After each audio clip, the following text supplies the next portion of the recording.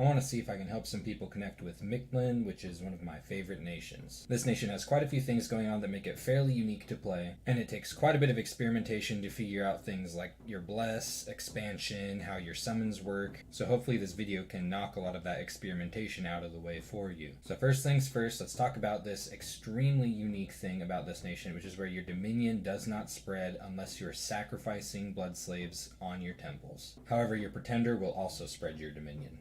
Now, this isn't something that I would say is necessarily good or necessarily bad. What it does is it gives you control over the spread of your dominion. If you took an enormous bless and you have really crappy dominion and you don't want that spreading to, say, some of your outlying forts where you're doing research and stuff, you can make that happen by not spreading it very much. If you want dominion that you really want to spread, say you have some order and magic scales that you want to spread out to your outlying forts, then that's something you can really easily do by crafting jade knives, handing it to H3 priests, and then they can be pushing out your dominion extremely efficiently. It also means that if you're at war with someone and you notice that they have really weak dominion, you can push their dominion really hard if you set yourself up correctly with H3 priests and Jade Knight. But keep this in mind because if you're not careful, you can get dom killed. And also keep in mind that you can only have one priest sacrificing per temple at a time. First, I'm going to talk about the units, and something that I really like about this nation is literally every single one of these units has a place. Every single one of these commanders has a place. There aren't very many nations where I can say that I actually use literally every single thing on the roster at some point or another. And the first thing I'm going to talk about, which is what really defines this nation, are your sacred units. You have 3 of them that you can recruit, the most famous of them being the Jaguar warrior. Now, this isn't Dom 4 anymore. These aren't as strong as they used to be, but you can recruit these outside of your capital, and when they run out of HP, they turn into a were Jaguar and get 2 attacks and a bunch of HP and morale, and they keep going. So they're a really powerful sacred. You just have to keep in mind that they have kind of low protection and no shield, so they are very vulnerable to projectiles. You've also got this Eagle Warrior. When this thing gets blessed, it can now fly, which gives you some pretty good options for, say, taking out commanders at the back of people's lines. It does get a charge bonus on its first strike with its lance, and then from there has 2 attacks, but otherwise suffers from the same vulnerabilities that the Jaguar warrior had. And then you've got the Sun Warrior. A lot of times people forget that this unit even exists, because it is so outshined by the Jags and the Eagles. And honestly, most of the time you won't be recruiting these. The exception is depending on the bless that you take, you might be recruiting some of these for expansion in the first year. Because what they do have that the Eagles and Jags don't is protection and a shield, as well as a ranged attack. There are also a lot of sacred summons that this nation has, and I'll be covering those in a bit. Now, when it comes to your non-sacred units, one thing that you should notice right away is that between these 4 warriors right here, they all cost the same amount of gold and recruitment points. The only difference is that the further right you go, the more resources they cost. But all of these have a use in, at the very least, expansion. The least resource cost one has 0 protection, which might seem like a really bad thing, but this actually is a very good tool in certain expansion situations. Archers like to aim at groups of low protection, which oftentimes mean they're liking to aim at your Jaguar warriors. So if you have a line of these, which are fairly easy to mass up in a pinch because of their low resource costs, you can use these to attract enemy archer fire away from your Jaguar warriors, which is really important in expansion because there's a lot of different indies that have lots and lots of projectiles, say tribes. And the funny thing is that because of their shield and their slings, sometimes they actually do tend to trade fairly well against a lot of these ranged units. Now, these have the specific role of being lance catchers. If you have to expand into some cavalry and you don't want your Jaguars to be eating cavalry lances to the face, a lot of times you want to recruit some of these, about as many as there are as you think there are going to be enemy cavalry, and you have them on attack cavalry, not fire cavalry, attack cavalry. This is going to make them run up to that cavalry and grab those lances and make it so that that lance strike doesn't hit your Jaguars. You could also use these for this purpose, but they're squishier, and these tend to do a little bit better in the cavalry fights themselves. Now this one here has Gavilan, and you can actually expand fairly decently against a lot of indies with just these. But what's really good to use these against is indies that once again are using lots of projectiles or have low protection that you don't want your jags to be getting shredded up by, say tribes or barbarians. And if you are fighting barbarians, you should also supplement with a lot of these with their slings. But these things make great support for your Jaguars when expanding and will help you reduce attrition on your Jaguars, which are much more expensive and much more important. Now this is the best out of the warrior units in general, though it is the most resource intensive, and because taking sloth on this nation is almost a given, you're not going to be able to recruit a lot of these, and it's not worth taking productivity to be able to recruit these. They're not that good. But basically what these are these with a more powerful melee attack and slightly higher protection. Where I feel that these do have a place is if you're using a small expansion armies of Jags options where you have a really good bless.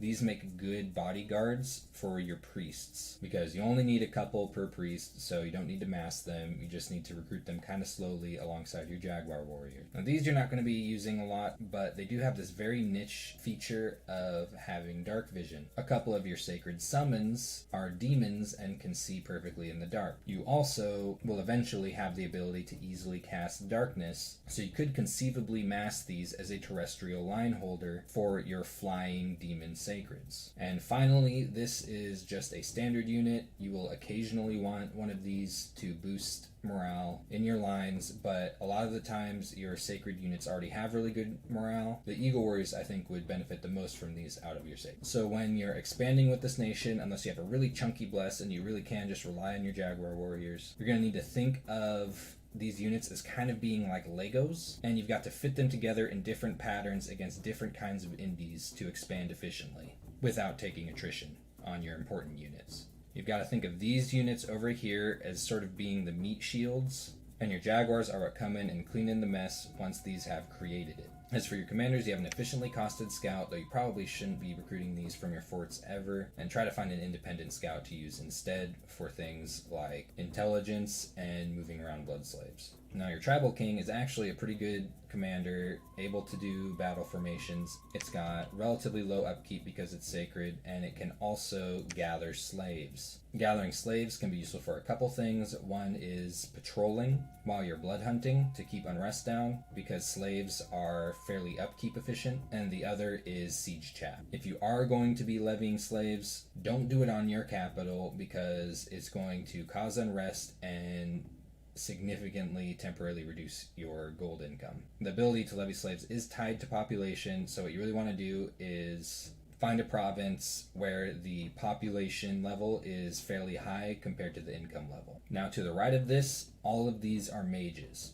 And the really interesting thing about this nation is literally all of these can enter communions, though you probably shouldn't be with the Machlin Priest. So don't forget that blood mages can in fact enter communions through the Sabbath spells. Generally what you want to be doing is using blood mages that are at least blood level 2 to be masters and not slaves, while using astral mages to be slaves. Entering a Sabbath does in fact enter the communion with astral mages. So it's a very important thing to keep in mind with this nation, that out of your paths, which will include death and likely air as the game goes on, all of those paths can be put into a communion, and you can cast just about any battlefield spell in the game so long as you've researched it. Now when it comes to the individual qualities of these mages, starting with the Machlin Priest, this one fills a couple of roles. For one thing, it is your blood hunter. Eventually you'll be giving these sanguine dowsing rods and blood hunting with them. You should be blood hunting with some of these by the end of year 1, and in a lot of situations it's also what is blessing your expansion armies. If you have a really strong bless, you could actually use this to lead some of your expansion army, because all you're going to need is about 8 Jaguars and a couple of bodyguards. And it doesn't matter that there's a negative morale bonus because your Jaguars already have good morale, get higher morale when they're blessed, and get really strong morale if they turn into were-Jaguars.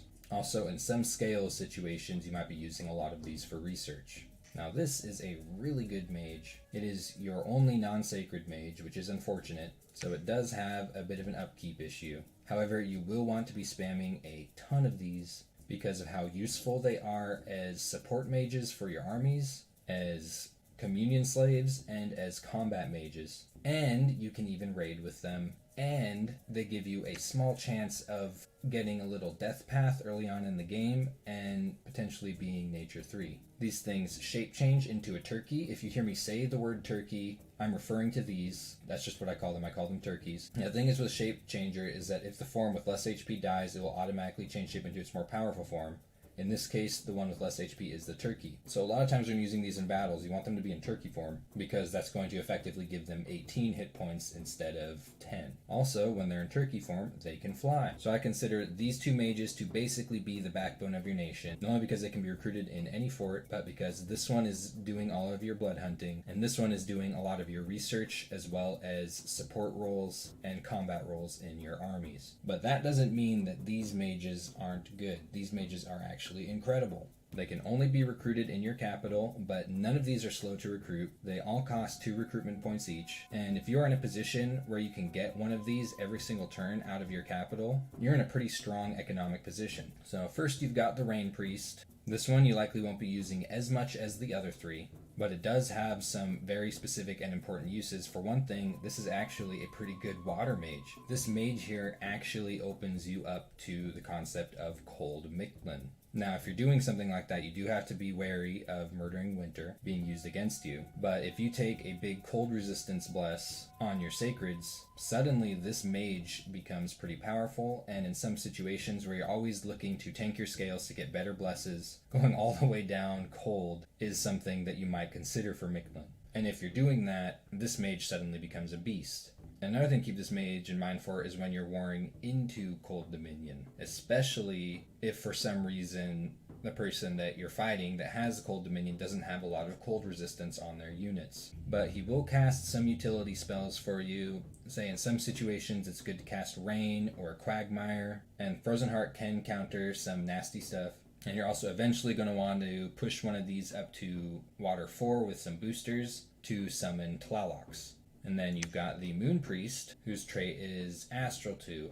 All of these mages are going to be at least Blood 2, which makes them very efficient Sabbath Masters. By the Moon Priest, you can just make a Communion Master if you wanted, so he can enter Communions even more efficiently. Now, because of your turkeys, this is also one that you probably won't be recruiting as much because you already do have good astral battle magic through your turkeys, and you already have good blood access with other mages. But these are efficient communion masters that can get certain things into your communion, like reinvigoration, fairly efficiently. It's also really easy to cast anti-magic with these, which is pretty important because some of your sacreds are demons and are threatened by banishment.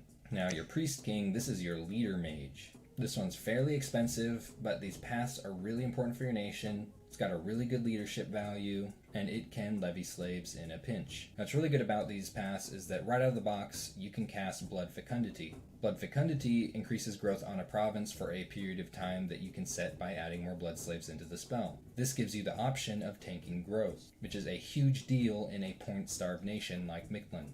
And last but not least, we've got your High Priest of the Sun. This is your H3. This is your Blood 3 mage, and this is what allows you to summon Ocelotls, as well as a lot of other useful blood, fire, crosspath spells. I'll talk about Ocelotls in a bit. They're probably the most important summon for your nation. So depending on how you're spreading your scales, you might want to consider having one of these on every single one of your forted temples to be able to sacrifice blood slaves in a pinch in case your dominion is threatened. You'll notice it's old age. I do not recommend taking unaging on this nation just to knock the old age off of this mage. You can eventually cast rejuvenate on these to make them younger, or just cast Blood Feast if they get diseased and start racking up some afflictions. Though if you are casting Blood Feast, make sure you're doing it in a province where you can deal with some population loss.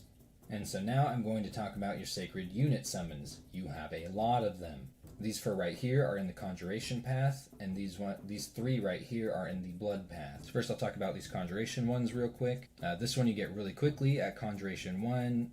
You get them at 1 nature gem apiece, 2 at a time.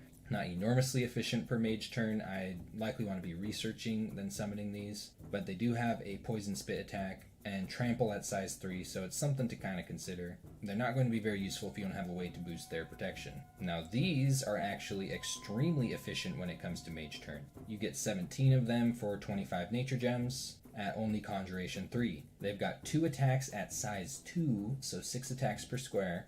And if you've got a good bless and not much else to do with your nature gems, yeah, these are totally viable, though I don't recommend building around them. The only time I'd personally consider summoning these in a game is if I have an Awake Barkskin Bless to make up for their low protection, and I'm in an early war where I just need more damage output and I have the nature gems to put into that. Now, the Jade Serpent is extremely inefficient when it comes to mage turns, and that's pretty much all I have to say about it. And the same goes for Summon Monster Toad. However, this is a much more powerful unit. If you have poison resistance on your bless and a way to boost their protection, these have a poison cloud and they trample. So mixing some of these into your army, depending on what you're facing, can be a good idea. Now, your blood summons are a lot more important, particularly the Ocelot. But first, at Blood 2, you've got the Beast Bat. This thing has low protection, but it does fly, and just like everything else here, it holds your bless, and it's also stealthy. Just some things to keep in mind.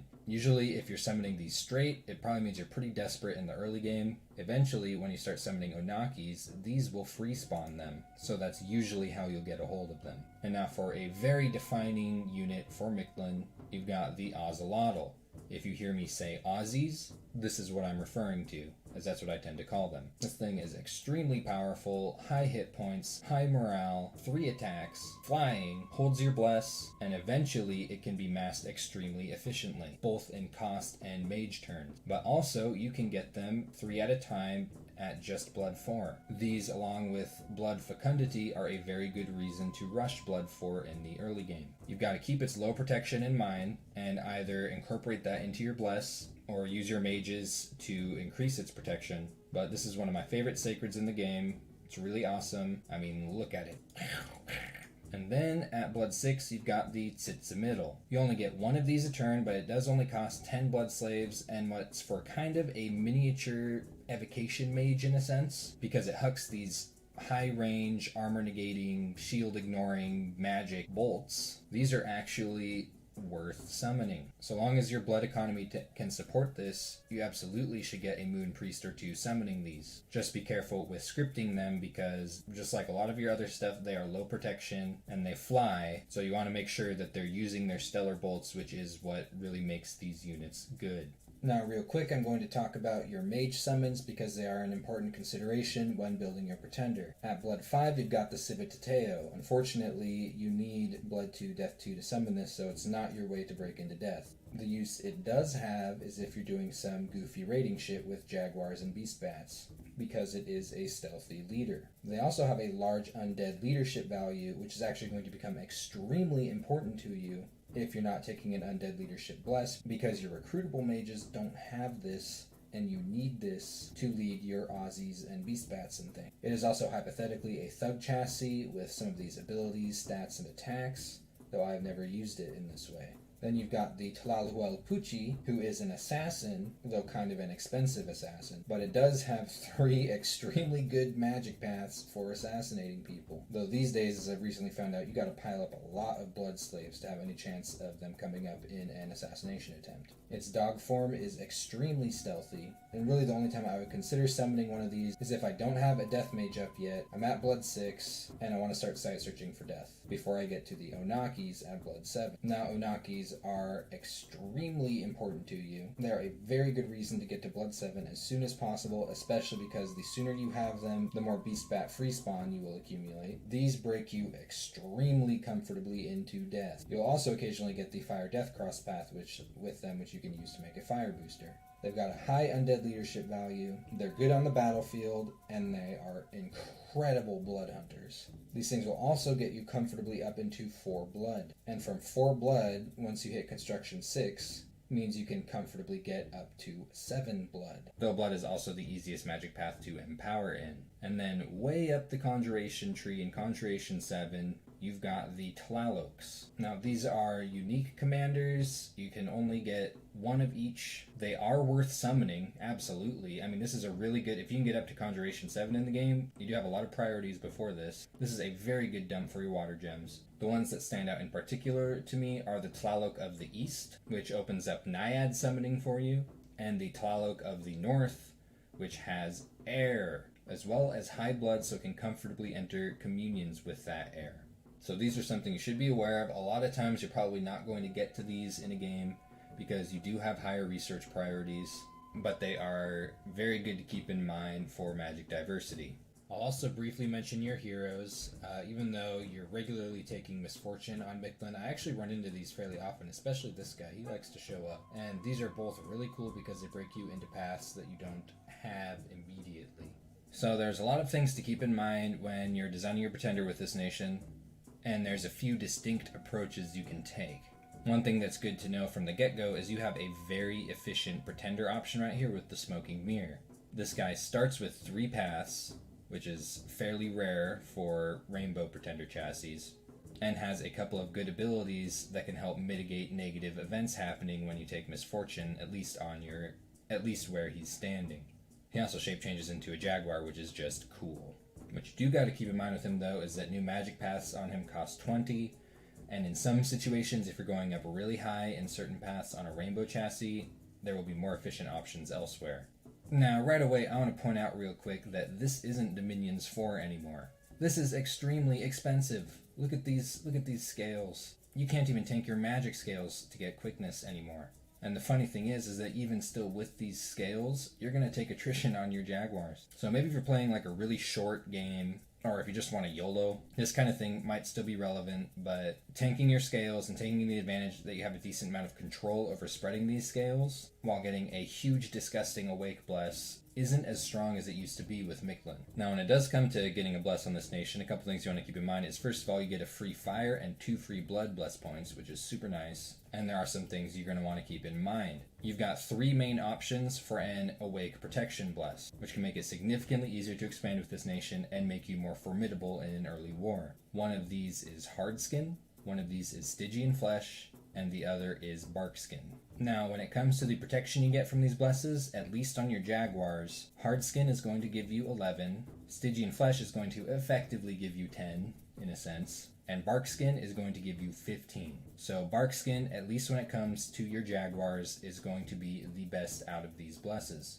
Hardskin is, however, going to give, I think, 1 more point of protection than Barkskin does on your Ocelotls. But if you're planning on a protection bless to make it easier to expand with your Jaguars, I highly recommend Barkskin. And Barkskin is also going to significantly increase the value of a lot of your other low protection sacreds.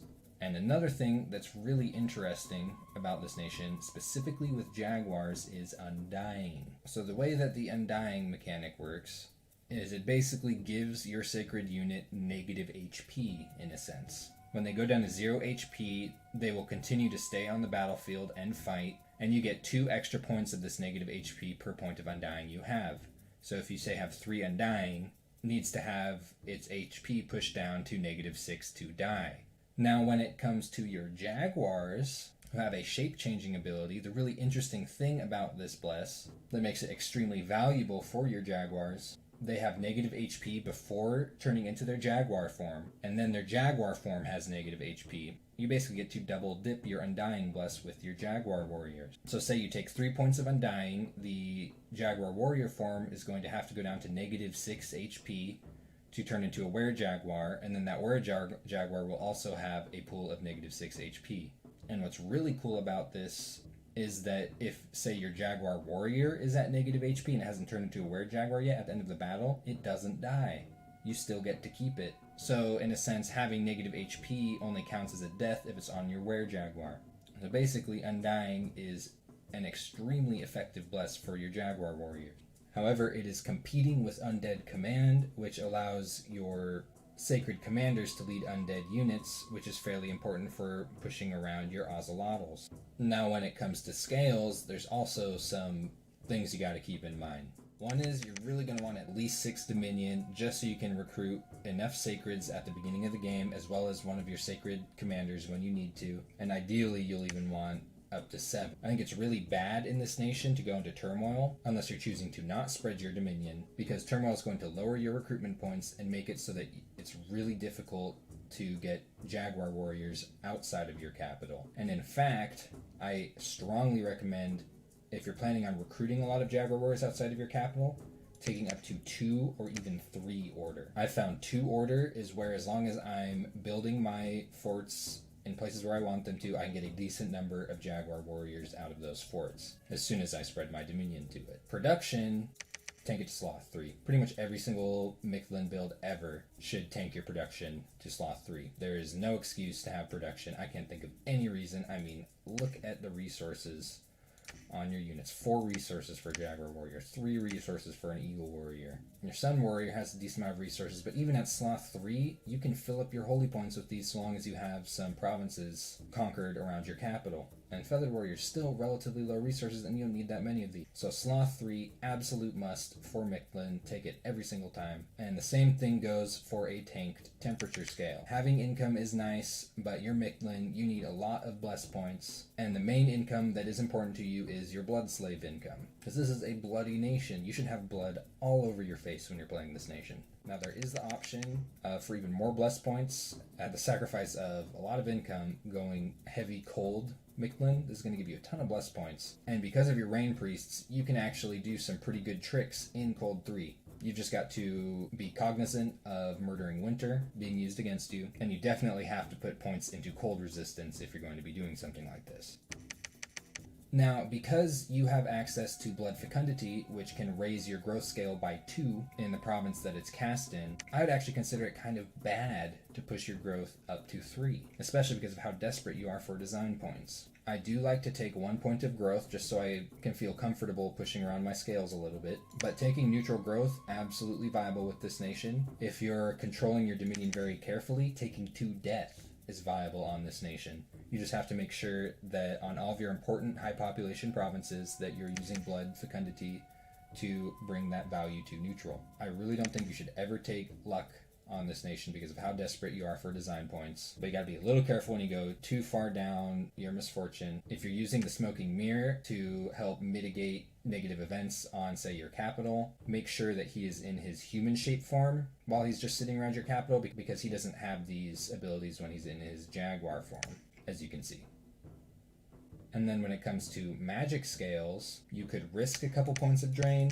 If you're desperate, you really do want to be climbing blood as soon as possible, and so your research is important to you. But if you're going with an awake build that makes use of bark skin, you're probably not going to be able to afford magic scales. So this right here is an example of an awake build that I like. I think if I went back to the drawing board with this, I might drop another point of misfortune and put a point of growth on it. It takes bark skin, which makes it so you are really comfortable in the early game. It makes use of this special feature with Undying that the Jaguar warriors have, and then it has a really good offensive bless that will make all of your sacreds hit a lot more accurately and a lot more powerfully. When it comes to paths, it ensures that you've got a comfortable way higher up into death, really high nature, and if you're doing this, you absolutely should be casting Mother Oak, and secures you in high blood. What I've also done is I've added this token point of earth. Now the thing is, when it comes to earth magic in this nation, is you don't have any, and you don't have any way to get it easily. So taking Earth on your Pretender is an extremely strong consideration, even if it's just a little bit, to site search at the beginning of the game.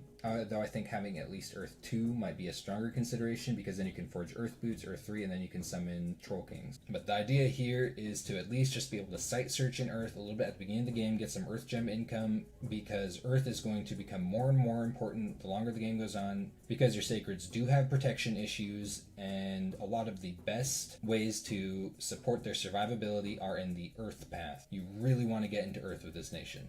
Now this rainbow build here is my personal favorite build that is geared more towards a longer game. You're comfortable breaking into literally every single path of magic eventually with this build when he does wake up. This build takes magic 3, which is a huge deal, because it allows you to ramp quickly into blood magic as well as alteration and other paths to support the low protection of your troops. It still makes use of efficient undying on your Jaguars, still gives some teeth to your Sacreds with between strength and attack skill, but other than that, the main focus of this bless is to make your Sacreds extremely challenging to counter, which is what makes it a more long game oriented strategy. Heat from Hell, Fire Shields, they don't care. Air evocations, they don't care. Cold enchantments and evocations, they don't care. Ethereal and Mist Form, they don't care. Foul Vapors and Poison Clouds, they don't give a shit. So you're not going to be as strong in the early game with a bless like this, but as the game drags on and as you get more and more support spells from your mages to cover the weaknesses in your units that are a little more easy to cover, just like protection, you suddenly become extremely annoying. And what this also does is, because you have access to so many different paths and magic on your mages, you can use all kinds of crazy army support spells you wouldn't be able to use otherwise. Heat from Hell, Wrathful Skies, Grip of Winter, Foul Vapors, and you can use them literally interchangeably. You can have an army being supported by Heat from Hell and Foul Vapors, and then the very next turn, you have that same army casting Wrathful Skies and Grip of Winter, which is going to make that army extremely obnoxious to counter by your opponent. Now, without Barkskin, it is much more difficult to expand with this nation, and I will be using this build in expansion demonstration, because if you know how to expand with a build like this, having Barkskin on your Sacreds is going to employ a lot of the same tactics and is just going to be easier. So now I'm going to talk about research priorities. First and foremost, you're going to want to be shooting right up Blood to at least Blood 4 specifically, so that you can get your Jaguar Fiend machine online, and so that you can start casting Blood Fecundity on your important provinces. Along the way, you're going to get the ability to enter Sabbath. This is basically the way for Blood Mages to enter a Communion. Keep in mind, it has an extremely expensive fatigue cost, which is why you generally don't want to do this with Blood 1 Mages. But you do have this extremely important spell, which when cast by a Communion Master, removes all of the fatigue in him and in all of the Communion slaves. So generally what you'll see happen where there's a lot of Sabbath Masters in a Communion is they'll cast Sabbath Master, they'll then cast Reinvigoration immediately if they need to, depending on how much fatigue it hit. The higher they are in blood magic, the less is going to hit them. But usually at the 5th turn, at least one Sabbath Master is going to cast Reinvigoration one last time to clear the fatigue in the Communion slave. Now something to keep in mind is that entering these Sabbaths does cost blood slaves, which is another reason which makes it a little more prohibitive than Astral Communions. You do got to keep in mind that blood slaves, when they're on the battlefield, are units and they can be killed. So be careful, but this is an extremely powerful aspect of your nation, and be sure to use it. Another few things you get along the way are Summon Imps, Blood Boil, Bind Beast Bats, those are those bats from earlier I was talking about, and Agony. The main thing going on with these spells is, if you're in the early game and you're on the back foot, you might start looking at these to help turn around an early war, or at least to help survive. And you're also going to get Blood Feast along the way. So if you recruit one of your old age high priests and he's, say, instantly diseased or something, you can use this spell to cure his disease and his afflictions, at least until you get Cure Disease online, which probably won't be for a while, or Rejuvenate online, to where you could just start immediately making your old age priests not old age. But yeah, Blood 4 is an extremely important research path to rush. Do keep in mind getting Thom 1 so that your turkeys can enter communions. And then your other extremely strong early game priority is Alteration 5. Now, even if you did take a Barkskin Bless, where Wooden Warriors isn't as big of a deal, taking that Barkskin Bless means that you can cast Mother Oak. So you should race for this. Along the way, it's also going to give you Swarm, which is a spell all of your turkeys can cast extremely efficiently, and they can raid with. A couple of turkeys flying in with some nature gems can take on small PD easily. And then you get a bunch of buffs for your communion. After that, you're going to be thinking about maybe Conjuration 2 to get Pack of Wolves, which when summoned by your turkeys gets you 11 wolves, which are good upkeep-free patrollers while you're blood hunting. Give them to a cheap indie commander and have them patrol on blood hunting provinces to keep the unrest down. You want to be thinking about Construction 4, which allows you to make Sanguine Dousing Rods, which makes your blood hunting more effective. It also gives you a couple of boosters.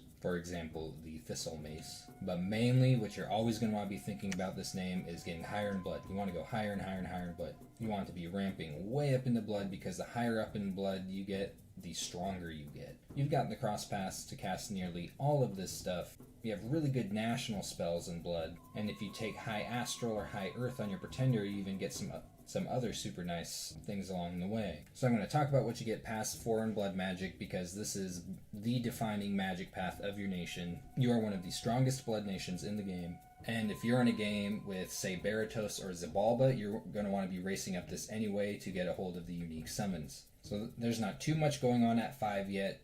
This is where you get the Civitateo that I was talking about earlier, but you probably won't be able to cast it. You do get Reign of Toads, which is kind of funny. I haven't used this in a very long time, but it does significantly increase unrest. So if you're just spamming this on, say, your opponent's capital when you're at an early war with them, it's going to make it really hard for them to recruit their important units. So it's just something to keep in mind depending on who you're at war with. If they're really capital dependent, then you can really screw them over with this. At 6, you've got Rejuvenate for your Old Age Priests. This is where you can get your Tzitza-Middles online. This is where you get the Tlahuelpuchi, which you can use to break into death a little bit if you haven't already, or are too impatient for the Onakis. This is where you run into the Ice Devils. There are 6 of these. They're unique. They are very powerful raiders, and one of them, by the way, is a Water 3, Death 3 mage. So if you've got another Blood Nation in the game, be cognizant that you may need to race them to this. You could use Call Horror to horror bomb people, which in some situations can wipe an army. Hopefully you're not so desperate that you need to do this. At Blood 7, you get Leech. This is a pretty powerful anti-elite spell. There was a time when this was pretty powerful during assassination attempts, but now, and I'm not sure what the formula is, but you get a lot less blood slaves than what you bring with you during an assassination attempt. A lot of times that's 0. I think I took around 17 or 18 in a test game, and during the assassination attempt, I had 2 blood slaves next to my assassin, and I tested the same thing with I think 5 and 8, and I didn't have any. However, if someone's got a big pile of assassins on you, and you've got really important blood mages that you don't want to get assassinated, give them a big stack of 20 blood mages while they're just sitting there researching or whatnot. Blood mages are easy to get, and have them cast Leech a couple times. That'd probably be a big surprise for that assassin. So you get Blood Rain, which puts the morale down for everything on the battlefield. This can be fairly powerful when you're fighting a low morale army with your high morale sacreds. You got Onakis, which are extremely important. You should get these online as soon as possible, because not only does this comfortably break you into death, but they free spawn sacreds, so the sooner you get them, the more sacreds that they mass. You get Curse of Blood. Once you have Onakis up, it's pretty easy for them to cast Curse of Blood, which summons a Vampire Lord, which is a pretty good immortal raider. You've got Archdevil, which are fairly powerful fire mages and good raiders. There are 5 unique summons here. I actually prefer the Ice Devils to these. But if you do have the blood economy going, consider getting both. And then you've got a really interesting spell right here that you probably have to take High Astral on your Pretender to cast. So this is a global enchantment that makes it so that every time someone casts a ritual spell that isn't blood or makes a magic item, there is a chance that that mage is going to be attacked by a horror. Horrors are disgusting. And when they do attack things, they tend to horror mark them, which attracts more horrors. So this is an extremely powerful global enchantment that will just about shut down non-combat magic other than blood in the game. It's going to put a huge target on your back, and you might see an entire game turn on you. So you want to make sure, so if you're thinking about something like this, you want to make sure you're in a fairly strong position. And you also got to keep in mind that because it's so easy to overcast blood global enchantments, you just stack like 300 or 400 blood slaves on this pretty easily and make it really hard to dispel. There was an update, I'm not sure when, but now blood slaves basically count for half of a gem when it comes to being paired up against a dispel. So if you overcast this with 200 blood slaves, a dispel of over 100 pearls would be enough to dispel it. Now, 8 blood is an extremely important landmark for you and is a big reason to consider magic scales on this nation. First and foremost, you get Reign of Jaguars. Those Aussies that are super strong, you can now get over 14 of them for only 40 blood slaves, which not only is extremely mage turn efficient, it's also very blood slave efficient. So you can now spam the shit out of these. And if you're at construction level 6, you can actually forge the boosters to have your high priests be able to cast this. What you've also got going on at 8 is Rush of Strength, which is basically a battlefield-wide strength of giants that only costs 1 blood slave. You've got Life for a Life, which is an extremely long-range, high-precision anti-elite spell. You've got Bind Heliophagus, which has 4 unique summons with it. They're fairly powerful, huge black demons. One of them is Death 4, Blood 3, and these are considerably more useful than the Archdevils. And then you've got Blood Vortex. Now, this ritual is a little bit finicky to use. Don't cast this on your capital, it's going to screw it up. The only time I would ever consider casting this, and I haven't in a very long time, because getting blood slaves is fairly efficient anyway, is if I had an enemy that was high turmoil, that had decent population provinces bordering one of my fortified labs. Now, that's a pretty specific set of circumstances, and for that reason I generally don't recommend this spell. I recommend just setting up a more efficient blood economy, which, I mean, by this time you should be having at least like 300 blood slaves a turn. And then at Blood 9, if you manage to get there, isn't any less interesting as the previous levels. You've got Damage Reversal, which is used on some Blood SCs, which largely reflects incoming damage. This would be a good thing to cast with your Heliophagi. You get Infernal Prison and Claws of Kokitos. These spells do just about the same thing. Basically, you open up a portal over somebody and it sucks them into hell. This is a very good way to get rid of thugs and super competents. You do have all of these powerful Blood Summon spells, and they have versions of them that are a little less efficient. Earlier in Blood, I've been talking about these in regard to Mictlan, because you don't have access easily to the best one, and there's so many things that you'd rather be summoning since you have so many good national sacreds and the Onakis and whatnot. And then I'll talk about buying Demon Lord. Look up Demon Lords in the mod inspector. They're disgusting. So I know I spent a lot of time talking about blood magic. That's because this is a nation where you absolutely want to reach at least 8 blood magic, ideally 9. And a lot of times you want to sacrifice a lot of your other magic schools along the way to getting that. Now I'll talk about what you should consider along the way to that goal. And I'm not going to spend anywhere near as much time on these, because a lot of times you don't want to consider going up to 8 or 9 of these until you've already done that with blood magic. So in Conjuration, yes, the Pack of Wolves at 2 is a good thing to keep in mind, as well as Jaguars at 3, depending on what your bless is. At 5 you get Elementals, which everyone knows. This is where you get access to the monster toads. Those are the big trampling poison aura toads, if you want to use them. If you are doing some goofy cold Mictlan strategy, Winter Wolves might not be a bad idea. These are actually fairly powerful and relatively efficient to mass. At 6 you get the Coatls, which I actually forgot to talk about. I'm going to bring that up real quick. So I completely forgot to talk about this mage, and you're absolutely going to want at least one of these, if not a few. This is a very good use of your nature gems. Any one of your turkeys can summon this, and this knocks you right up into Astral and Nature 3. Unfortunately, they don't have a lot of item slots. They can wear a skull cap, but because of this mage's incredibly high map move and flying, it's a really good utility mage to have. It's really good for countering thugs with its Astral 3, which allows it to magic phase attack people with teleport. And then Astral and Nature themselves are both fairly strong anti-thug paths. So definitely keep a few of these around for utility. They're pretty important. What also comes up at Conjuration 6 is Specters, which you can use your Onakis to summon if you need to. These things can random you into Earth magic, and they have a small chance of randoming you into Earth 2, which after crafting boots can get you Troll King's Court, which gets you an Earth 3 mage. And I've already mentioned how important it is to get into Earth in this nation. This is going to make your units a lot stronger. Make sure that this is on your mind. And then 7, you get the Twalocs, which are dope, as well as some of the nasty mass elemental summons. Past level 5 in Alteration, you'll be looking at Frozen Heart at level 6, which is a good anti-elite spell. You'll be looking at Battle Fortune, which is a kind of Pearl and Fatigue expensive way to give your units luck, but luck is going to significantly increase their survivability. And then you've got Darkness, which your demon summons don't give a shit about, and your Onakis can cast fairly easily. At Alteration 7, you've got Mass Protection. There's a battlefield-wide bark skin for you. Super handy if you're not taking the bark skin bless inherently on your sacreds. And you also want to be aware of Marble Warriors and Fog Warriors if you manage to break into these paths. Quickening, if you're getting up into Alteration 8, you're playing a really long game, but this is where you can actually start to efficiently give your units quickness. Before this, all you really had is at Alt 4, you've got just kind of regular quickness, which only has an area of effect 1. For example, that's only going to hit 2 of your Aussies at a time, and because they fly, you're only going to get it off on a couple squares of them per Water 2 mage, and you don't want to be bringing around a big army of Rain Priests just to, but I guess it's something to be aware of at least. Evocation is probably your least important path. Do keep in mind that because all of your mages can enter communions, you can cast almost all of this stuff But in general, evocation isn't a strong consideration for you. Maybe just pick up a couple utilities, like rain. Construction, you are going to need to at least get up to 6 at some point.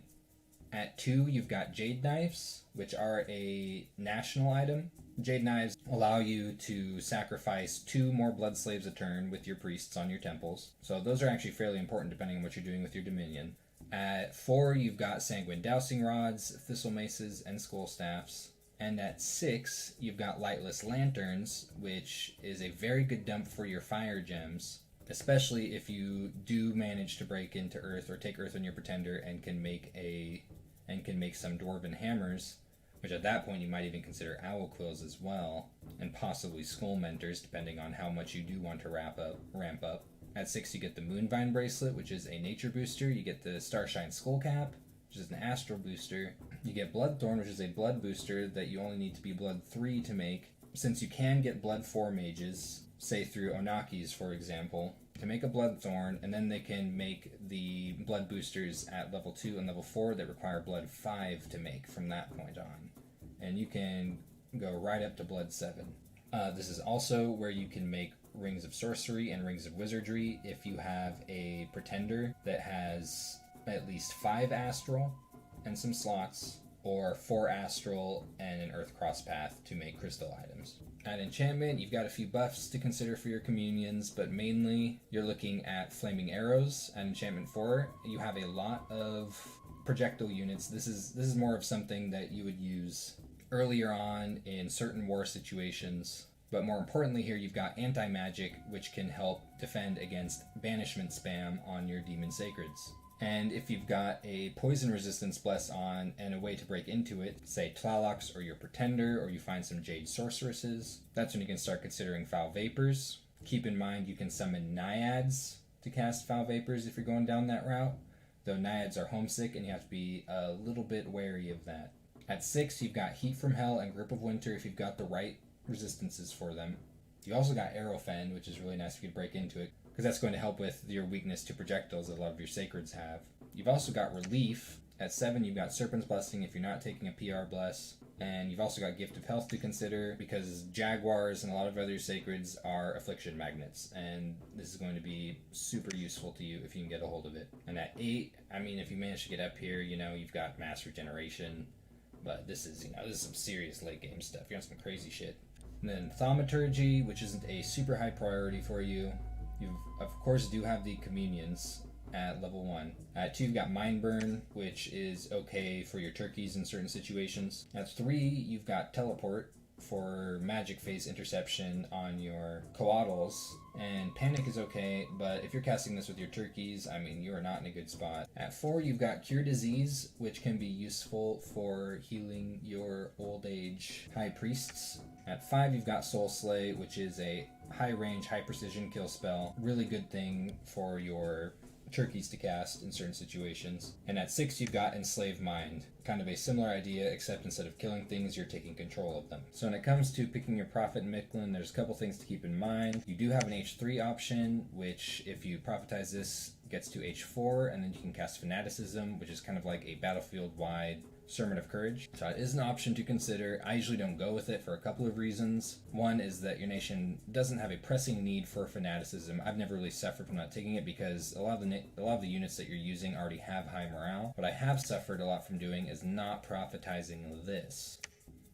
Having this guy support this starting army, which is actually pretty good as a prophet with H3 spells, can make that starting army go a long way. Depending on my options for expansion, I can regularly get 3 to 6 provinces just with this starting army, so long as it's being led by a prophet. You just have to be really careful with the kinds of things that you go up against with it. As for early game recruitment, if you've got a disgusting Hellbless, this right here might be a viable expansion army just on its own. Basically, you'd have this lead these Jaguar warriors, and these would be on guard commander on the priest. This would bless the Jaguars a couple times, and they'd run out and use their disgusting bless to cut stuff up. You'd need a really disgusting bless. And they probably still would be a little bit vulnerable to massed projectiles in this state. If you've got at least a Barkskin Bless, something like this similarly should be alright. Barkskin paired with some other nice supportive combat blesses. I've regularly used this combination right here to expand with when using Barkskin paired with a good offensive bless. And it works. It's just, once again, you've got to be very selective with the independents, and still sometimes you are going to need a proper leader to combine warriors with your Jaguars to not only keep attrition off of your Jaguars, but also just to be able to straight up take certain provinces. There's some provinces where Jaguars aren't going to fare very well, such as large amounts of tribe or barbarians.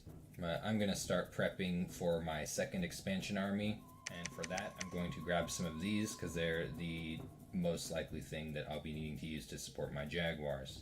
Pretty good random on the Machlin Priests right here. So now I'm going to need a leader because I'm combining Jaguars with other units. So fairly varied indies around here. Nothing too disgusting, though these would be pretty dangerous to unaided Jaguars, and it looks like there might be a lot of archers here, which would also be fairly dangerous. Barbarians also will need archer support. So if you're going with a Machlin Priest on just a handful of Jaguars, these would likely be your safer targets until you can get some range support to take on provinces like these. Now, when it comes to this starting army with the H3 Priest, this thing will actually do okay against almost any of these, though it might struggle against barbarians a bit without some javelins as well. And the way I'm going to script this is line formation in the back, hold and fire. And this guy's going to sit back here, he's going to cast Sermon of Courage a couple times, and then he's going to start casting Heavenly Fire. And that Heavenly Fire spam, as well as the morale boost, is what's going to turn this into, from an actually fairly decent expansion army, into one that could take like 5 or 6 provinces a lot of the time. But you've got to be really careful with the targets you pick. This is a very easy one that it could take, and it's actually probably going to go to outright, because this is also something that it looks like it could take. If you look in the back, you'll see that those militia are the shieldless type. Those archers aren't going to have very good protection. It does have some heavy infantries, and those can be kind of dangerous in large numbers. But this right here is a good matchup for your starting army, and there might also be a good option here. So I had some audio issues, so I have to kind of record over a lot of these battles. This is just the starting army being demonstrated. See that wizard run up? That's some funny shit. But yeah, low protection targets are definitely what you want to take on this, and they can go a long way.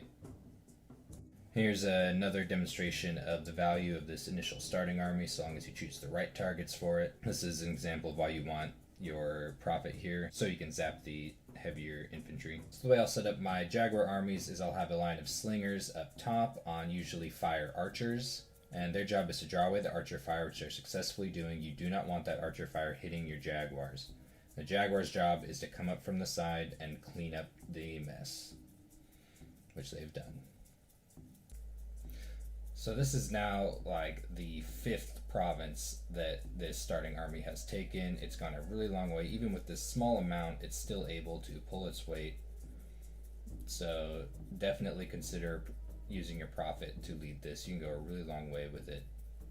So here's an army to take into some barbarians. I've got slingers to do some damage to them, and then a line of javelin throwers to catch them so that my Jaguars don't catch them and start taking a bunch of damage. The Jaguars then can come underneath and start chopping them up. And this is pretty ideal trade. Lost pretty much all my javelin throwers, but better than Jaguars. I'm going to forego recruitment for a turn to get a city palisade going. So here's a good example of using these properly to draw archer fire.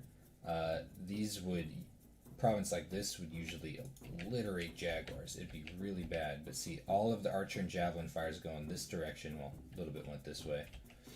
But this is allowing the Jaguars to clean these guys up. In any other situation, this would have likely shredded most, if not all, of your Jaguars. So here's an example of an anti-cavalry script. I've got these guys set on straight up just attack cavalry, while these are on hold and attack closest. And since there's a bunch of cavalry here, Jaguars would usually get destroyed by this.